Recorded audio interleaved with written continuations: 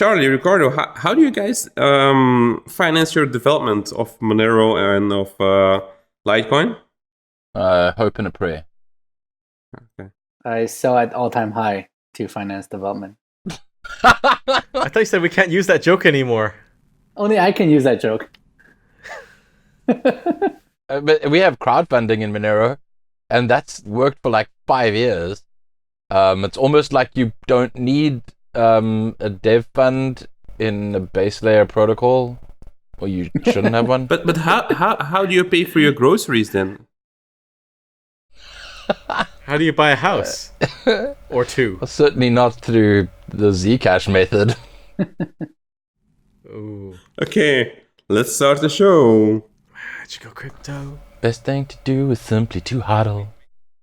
Magical crypto. The best thing to do is simply to hodl. What's a young pony to do in a sea of shady ICOs? A lion's courage can light up even the darkest of shadows. Unlike the corporate suits, the whale panda is wise. A chicken dreams about the moon while soaring in the skies. As Bitcoin sees new all-time highs. All around me I see big blockheads. Magical crypto. The best thing to do is simply to hodl. We'll always buy the dip, and we'll always be the best of the rest. So we're still here, episode 25, with me, Whale Panda. Okay, and we're still here also with Ricardo, who is still at the same haircut, same background, same everything, same cup of coffee. Charlie Lee, who still has the sword behind him. I'm still hoping one day it will just fall off. It will be fun. And Samson Mao, who, I can see that he's been drinking. You see like the booze getting lower and lower in the background. No. But there is a... Wait, you can't see it. There's a transformer up there now. On the top of my bookcase. I cannot see that. Okay, fine. Okay, so like last episodes, let's start with a word from our sponsor. We'd like to thank our sponsor for this episode, Bitsy. Bitsy is a Dubai-based multi-currency exchange. They offer spot trading and futures up to 100x leverage. Bitsy is the only exchange with linear cryptocurrency futures that you can trade from as little as 0.001 BTC, meaning you can maximize your capital no matter the amount. Bitsy currently supports 6 crypto and 8 fiat currencies and provides multiple fiat on and off ramps for you to deposit and withdraw funds. This month, Bitsy began offering Litecoin spot and futures trading. The next launch is going to be Bitsy's integration of Liquid Tether. Visit them at btsc.com. Once again, perfect. Pretty good. Wow. Nailed it. He's the best. If you ever like looking for a new job, I think you should just go to Hollywood. You should do Fiverr 5-minute videos. That's how you fund Monero development. Yeah, WWE announcer. $5 at a time. In the left corner, Bitsy. Okay, so obviously we're gonna start the show with ZCash Development Fund. So Zooko. Wait. I thought that's Zooko's retirement fund. Well, it sounds better when it's called ZCash Development Fund. Okay, fine. So after 4 years of stealing 10% of the funds, which was supposed to be for miners, now they're planning to add another 4 years of mining, like tax the miners with 10% to create a more development fund for the ZCash. And that's all the while ZCash has been really shining. So much adoption. The chart looks great. Wait. Show the chart. Bring up the chart. That's beautiful. We call this chart downward facing dog. Downward facing zoo. To be fair, most of the coins look like that these days. At least this much. Well, yes, but I mean, ZCash never ever went up. It just started and it just went whoosh. I mean, in fairness, I don't think that price should really be an indicator of success or failure. I I kind of despise like focusing on price, but maybe in this case it is. But I think if we look at the chart of Zooko's bank account, it goes this way, up. But the thing is, like, what actually hurts them is the price keeps dropping, so their development fund is not that much money. Yeah, but they don't use it to pay actual developers anyways, right? Isn't there some Zcash guy that complained he never got paid? I've been paying her for like, I don't know, the past year or so. She's responsible for, because when Zcash launched, it was only available for Linux, and she ported it to Mac and Windows. And like, I don't know, Mac and Windows make up a substantial portion of their network. So pretty much the only developer that is responsible for a large portion of the nodes on their network couldn't get paid. Maybe they'll pay her from the next fund. What is the story? What is the backstory about that? It seems weird that they don't have money to pay her. So the like she asked very nicely if like due to her work she could get paid. And at one point, the thing that kind of broke me was she was like begging Zooko on Twitter for money to like feed her cat and her children, and that I was like, nah, that's not cool. That's just not really. That's not the way things should play out. So so I offered to sponsor. The story is like Zooko just wasn't interested personally in committing anything. The ZCash electrical bicycle tricycle company, whatever they're called, hydraulic bicycle company, they weren't interested in spending any money on her. The ZCash Foundation, she applied for a grant there, and the grant came. She got offered a small grant, but the grant came with like 1 million restrictions, and that it would have been unworkable.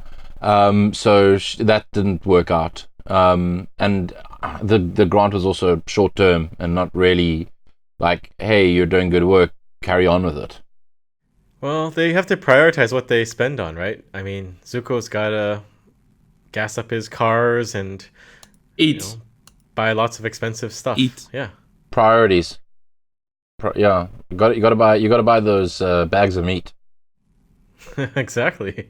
Yeah, the real problem with like the development fund is that it's a very centralizing feature, right? So it's basically deciding who is going to be developing and who's going to be deciding how the fund's going to be distributed, right? And if Zooko is deciding, then he can decide not to fund this one person who's actually really important and to fund something else. And that's just that's not very good for a decentralized currency.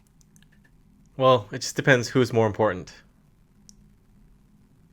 Okay, moving on to the next topic. BitPay. So there have been two things about BitPay recently. So first of all, the extremely high fees. That's been going on for quite a while. So they like when you try to pay with BitPay, they show you like Bcash and Bitcoin, and the Bitcoin fees are always like super excessive. They're trying to force you to use Bcash, but not just that. Recently, they also announced that bigger payments, I think to 3,000 euros, or $3,000 probably, you will need to do KYC. So if only there is a good alternative for BitPay. There is. It's called BTC Pay Server. Yeah, and if you don't want self-hosted, then you've got Globy as an option amongst others. I think the problem, and it's so weird to me because BitPay... Wait. You can't say that unless you're sponsoring the show. Psh, I can shill my own stuff. You shill Liquid literally every episode. No, you guys shill Liquid. I rarely do. You guys are all the ones to talk about Liquid. I didn't even use the movie voice when I was speaking about Globy. Okay, fine. So that's the rule, right? If you don't use the movie voice, it's okay. It's totally fine. Okay. But I think what bugs me about this so much is like they outright lie about transaction fees. I mean, it's you can't misinterpret transaction fees. And like I don't know if you guys saw my tweet, but when I was forced to use BitPay, and I had to make a payment with them. No problem. Okay, whatever. I make the payment, and then it comes up with this message about how my payment uses a transaction fee that's too low, and it's going to take 5 million hours to confirm. I go and check on a block explorer to see whether my payment is going to take 1 million hours, and it's like, no, I've overpaid the transaction fee. It's going to clear in the next block.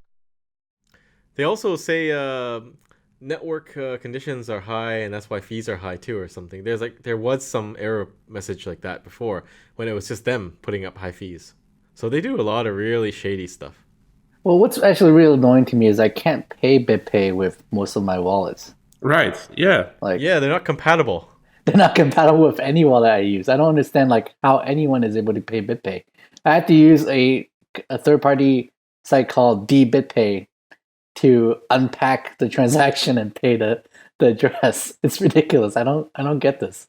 Wasn't their rationale was that they had too many people overpaying the amount or underpaying the amount, so the solution was to force them to use a obscure wallet standard where they can't possibly get the amount wrong because the wallet negotiates the amount. Yeah, stupid. Yeah, but no one uses it. It just doesn't make any sense. They're trying to force the standard, and makes it really hard for anyone to pay them. Yeah, like what's that scene from Mean Girls? Stop trying to make fetch happen. That just stop trying to make the stupid URI standard happen. I think they're just shooting themselves in the foot. So I think in a year, maybe 2 years, they'll be gone. I mean, the whole story with BTC Pay is pretty cool, right? Yeah, Nicholas Dorier said, "I'm gonna make you obsolete." Yeah, I'm gonna obsolete you because he was pissed at what BitPay did with, I think with Segwit2x, right? BitPay was telling people to upgrade their node to Segwit2x. I don't know. There's so many things they've done. I think that's what they were doing, and then Nicholas was like, they had instructions on their site on how to upgrade your node to BTC1, which was like a fork that they maintained briefly.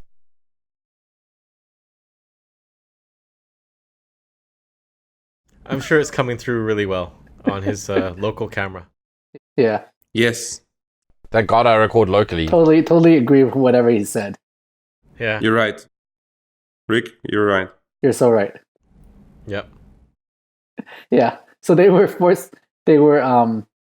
telling everyone to upgrade to the BTC1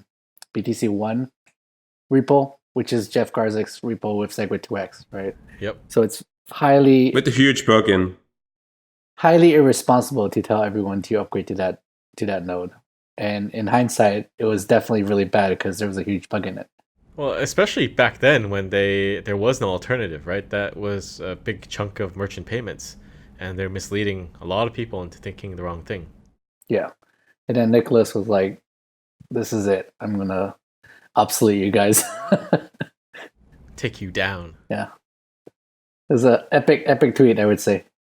So moving on. So interesting thing came up last night. BitMEX was sanctioned by the UK advertising authority for using the log scale chart of the Bitcoin price in its Bitcoin birthday ads. At the 3rd of January, they published an entire full page ad with the Bitcoin chart on it.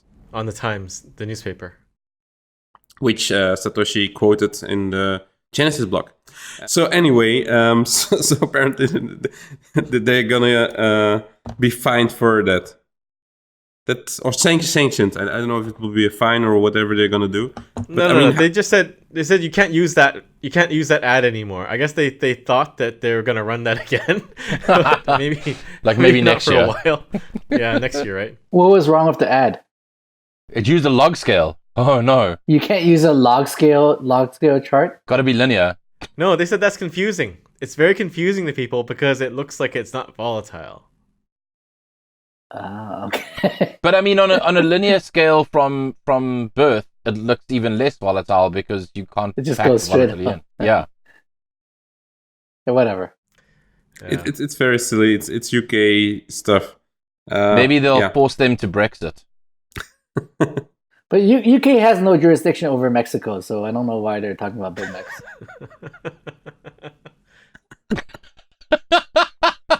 No, but like that. Really, like the first year, I really thought it was BitMexico. That they're okay. Like, I mean, it makes sense. They're very easily confused. They get that a lot. But they became so popular that it's not. You don't get confused anymore because like everyone knows what BitMEX is now. But like in the beginning, it was like, wait, what? Mexico? Incorporated in the Seychelles. But do they support linear cryptocurrency futures? No, because Bitsy is the only one that does. I see. But do they support log cryptocurrency futures? Because then Britain might have an issue with them. Okay. So many dad jokes. Oh my god. I got nothing. I got no response. Okay. Let's just go to the questions of the fans before it gets any worse. So interesting thing came up. Coinbase UK delisting ZCash, and not because they want to stop giving money to Zooko, but because of its privacy. So apparently the bank that they had in the UK pulled the plug specifically because of concerns about ZCash. Yeah, that sucks. Did they actually delist Zcash? I heard like conflicting stories that Zcash They listed Zcash in the UK. in the UK. So you cannot, yeah. Yeah, they're gonna dump your balances for pounds, and then yeah, basically that's it. No more Zcash in the UK. Does it worry you, Ricardo? Well, for Monero, obviously, not for Zcash. Look, Yeah, so how are you gonna establish new partnerships with this trend? yeah, I mean, I think the Monero Enterprise Alliance has its work cut out for it. Thankfully, the Monero Enterprise Alliance has a native token, the Monero Enterprise Alliance token, or MEAT. And we're hoping that that's the way we're going to compete with Zcash, by selling our meat to the highest bidder. No, I think one thing that does sort of give me comfort is Monero is the highest traded pair on BISC. Which is a properly decentralized exchange, not a pretend decentralized exchange.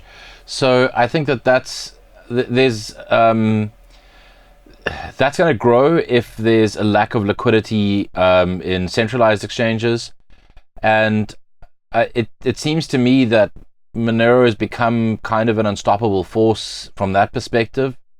And it will sadden me, of course, if the focus of financial institutions is to prevent Monero on-ramps and off-ramps. But I don't think it's preventable on a peer-to-peer basis. And so, like, almost why even bother? Okay. That makes sense. Yeah, I mean, Monero is going a different route. I mean, Zcash is embracing regulation. And Monero is like the opposite. So Zcash is kind of like BSV. Yes, they should partner with Craig. Well, welcome to law.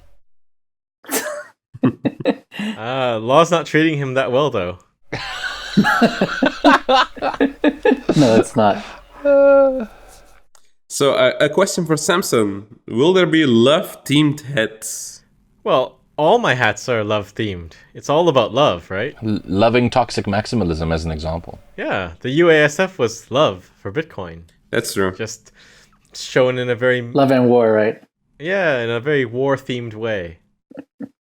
And so is the Dragon's Den hat, right? That's like the dragon is clutching Bitcoin. Lots of love. And this L right here is for love. Okay. That's true too.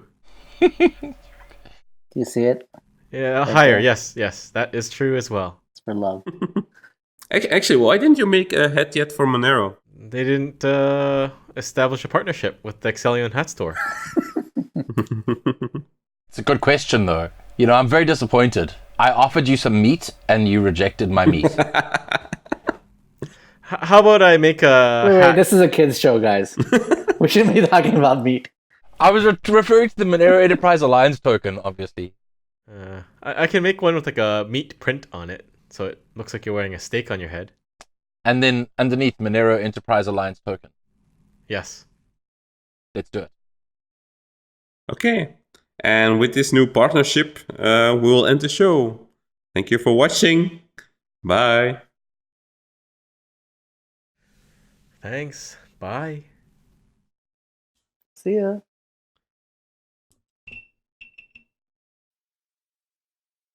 Magical crypto. Magical crypto.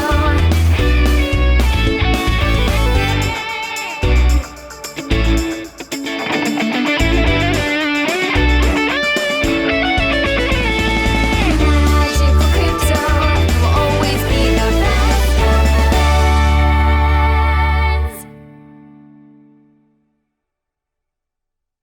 Yeah. So we're still here, episode 25, with me, Will Panda. But I'm still wearing the same shirt as I wore last episode. We should change. Yeah. I'm wearing the same hat. I've got the same background and the same cup of coffee. I should move stuff around behind me. Okay. Hey, Lena, can you come over? Has she made us breakfast? Wait, I think she left. Well, you told her you were done with her, so So that's how they break up. No. Wait, she's supposed to break up MCF, right? There was that thing on Twitter. Max Kaiser said, "Is Lena MCF's Yoko?"